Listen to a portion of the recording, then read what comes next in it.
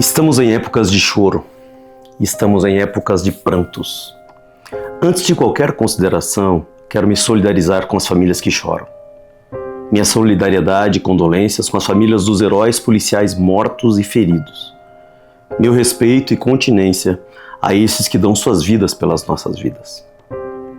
Minha solidariedade também para com as famílias dos criminosos mortos.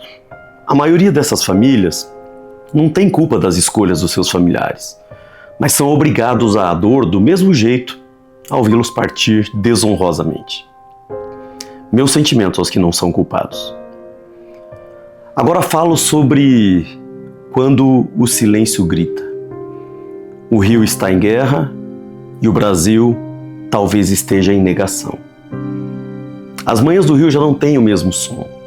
O canto do sabiá foi silenciado pelo estampido do fuzil. O morro virou trincheira e a cidade que um dia cantou esperança agora chora sob o eco da guerra. Nessa semana o Brasil assistiu com olhos cansados e corações aflitos à maior operação de segurança dos últimos 15 anos. O alvo, o Comando Vermelho. O cenário, o Complexo da Penha e o Complexo do Alemão. O resultado? Mais de 120 mortos, 113 presos, 118 armas apreendidas, isso até agora. 91 dessas armas fuzis de guerra, isso é o que foi contabilizado. Os protagonistas? 2.500 policiais que enfrentaram não criminosos comuns, mas um exército clandestino que há muito governa territórios inteiros. Enquanto as balas troavam nos becos, em Brasília ouvia-se o som de outro tipo de silêncio, o silêncio do negacionismo. Negar o óbvio virou doutrina. Enquanto o sangue de inocentes e de agentes da lei se misturava ao pó da guerra urbana, a palavra narcoterrorismo foi tratada como exagero, como se a semântica pudesse apagar a realidade. Mas o que mais se precisa para chamar de terror, o que de fato é terror?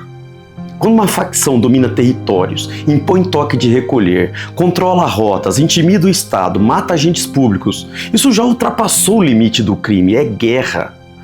E nessa guerra tombaram heróis. Cleiton Serafim Gonçalves e Heber Carvalho do BOPE não morreram em vão.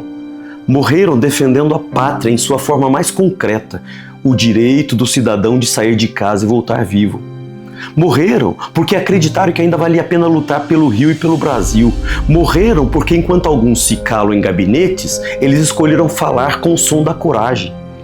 Que seus nomes não se percam entre estatísticas, que sejam lembrados como mártires de uma guerra que muitos fingem não existir.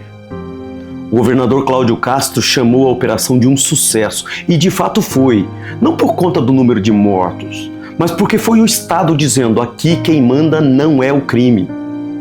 Mas é triste que tenhamos chegado a esse ponto, precisar de operações militares para retomar o que sempre foi nosso.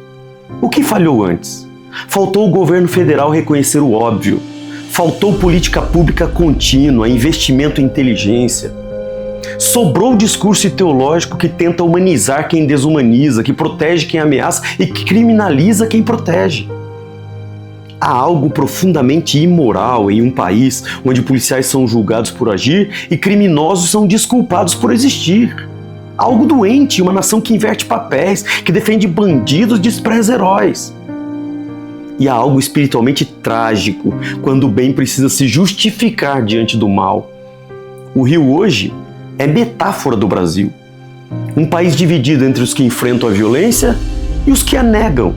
Entre os que suam farda e os que discursam de ar-condicionado.